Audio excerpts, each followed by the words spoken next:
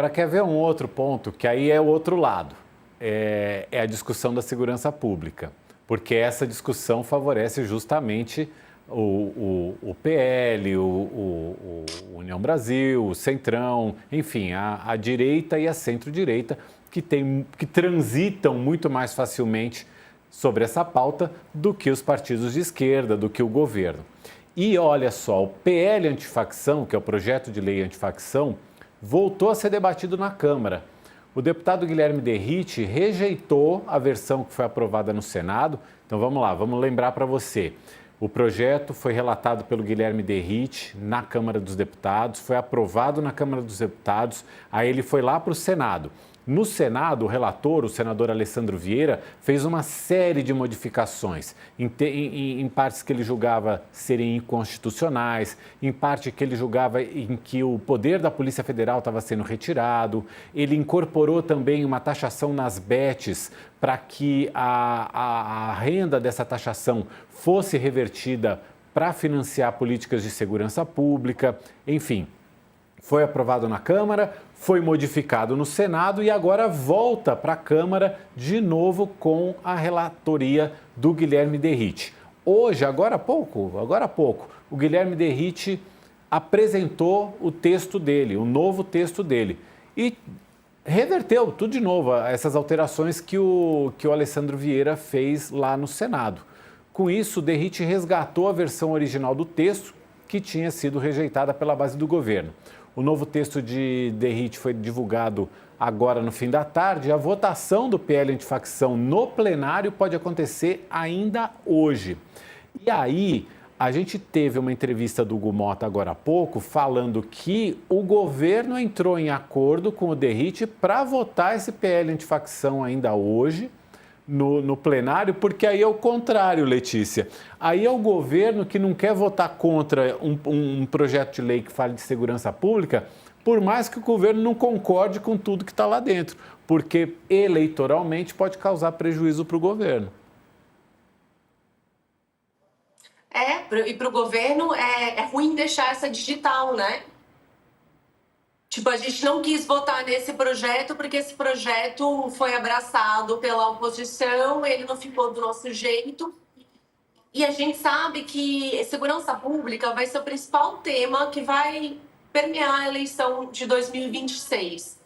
Então, vai ser um assunto que, por mais que esteja a cargo dos governos estaduais, que no fim das contas são os governadores que estão... que tem um domínio, né, dão as ordens para as polícias estaduais, isso vai cair na conta do governo federal, vai cair na conta do Lula. Então, ele sabe que ele precisa dar um jeito de resolver esse imbróglio nas próximas semanas, porque a gente já está começando março, a eleição já está batendo a porta de todo mundo. E aí, o que você faz? Eles passaram meses elaborando um projeto, mandaram esse projeto para o Congresso.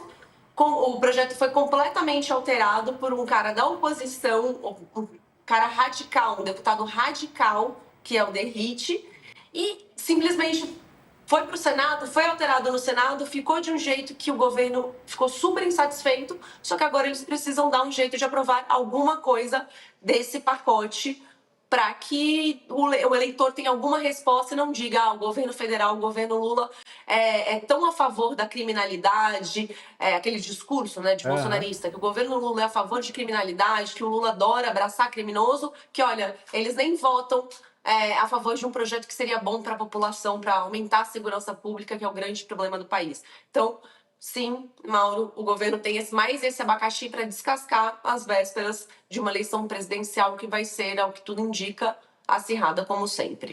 O presidente da Câmara falou agora há pouco, ele antecipou que o relator, o Guilherme Derrite, vai aceitar, a pedido do governo, um destaque para retirar do texto a criação dessa taxação em cima das bets, né? Uma tributação de 15% sobre as transferências de recursos realizadas por pessoas físicas às plataformas de apostas online.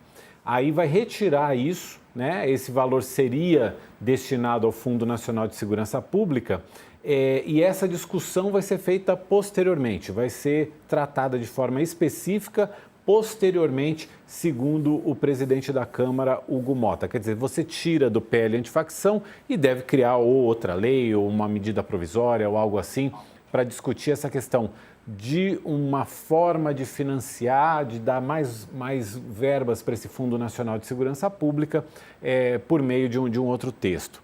E lembrando, Denise, quem é o Derrite? O Derrite até ontem era o secretário de Segurança Pública de São Paulo, do governo Tarcísio de Freitas, vai se lançar ao Senado por São Paulo, né, apoiado pelo Tarcísio de Freitas, provavelmente, porque a coisa aqui em São Paulo ficou um pouco mais nebulosa, mas provavelmente apoiado pelo Tarcísio de Freitas, totalmente adversário do Lula, do PT, né? E está tendo que... O governo está tendo que dialogar com ele. Exato. Eu vou trazer uns números só para a gente quantificar essa questão de que realmente segurança pública virou a principal preocupação do brasileiro hoje. Analistas todos unânimes em dizer que o grande calcanhar de Aquiles da esquerda sempre foi a segurança pública, agora mais ainda. Entre o final de 25 e 26, a segurança pública se tornou a principal, superou saúde, educação e economia como principal preocupação do brasileiro.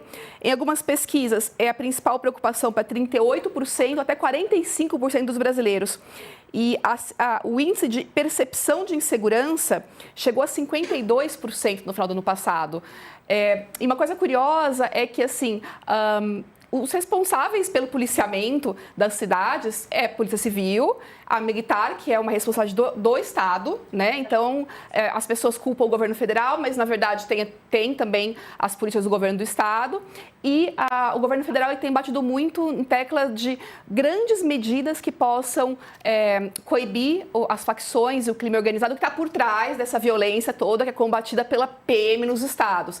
Então, por exemplo, tem essa desavença entre o Derrite e o governo federal a respeito do confisco dos bens de criminosos, se for, por exemplo, um criminoso aí envolvido com tráfico de drogas, quão rápido deveria ser esse confisco, como deveria ser esse estrangulamento das facções pelo lado financeiro. Então, esse também são medidas que estão sendo...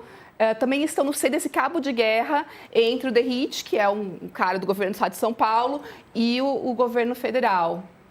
E realmente, assim, a segurança pública vai ser um tema muito presente nessas eleições. Não vai ser o único, é claro que a gente vai falar de economia, é claro que a gente vai falar de costumes, isso vai voltar à pauta certamente de novo, né?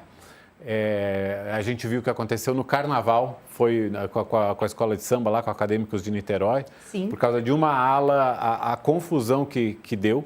Sim, então, exato. Assim, os costumes vão voltar à pauta, mas a questão da segurança pública é um dos grandes temas dessa eleição. Não tem a menor dúvida. A sensação de insegurança... E assim, existe um motivo para isso, porque a sensação de insegurança é muito grande atualmente. Você foi assaltado já em São Paulo?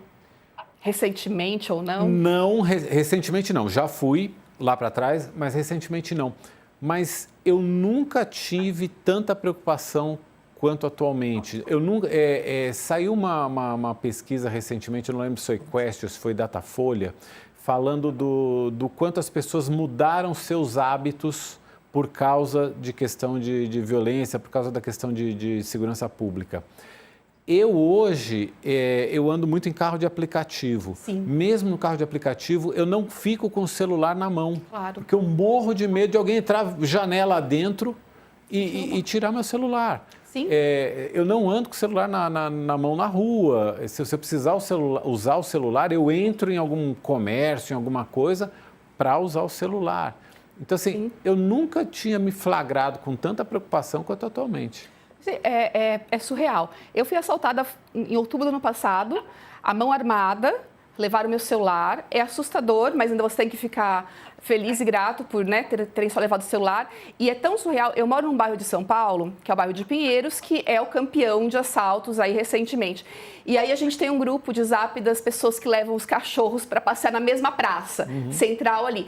Nós chegamos num ponto surreal da discussão ser, tá bom, não saímos mais com o celular para levar o cachorro passear, mas saímos com um dinheirinho, porque se o ladrão, de repente, a gente vai sem celular, ele vai ficar bravo porque a gente está sem nada, a gente tem um dinheirinho para dar para ele. Pelo amor de Deus, que ponto nós chegamos? Então a sensação é assustadora e a sensação, o medo e a sensação de impotência. O que a gente faz? Exatamente, né? Exatamente. E aí a gente vai ter, e eu acho que essa vai ser uma discussão também na eleição, de mapear responsabilidades. Com certeza, sim. Né? Sim. Da mesma forma que eu acho que quando a gente fala de gasto público, a gente também precisa mapear responsabilidades, porque a gente tende a jogar muito no executivo federal e a gente olha pouco para os executivos estaduais e municipais, a gente olha pouco para o judiciário, a gente olha pouco para o Ministério Público, a gente olha pouco para o legislativo com suas emendas parlamentares. Com certeza. Da mesma forma, a gente vai ter que mapear responsabilidades na segurança pública. E a discussão que devia estar acontecendo no Congresso, se fosse uma discussão mais séria, seria essa.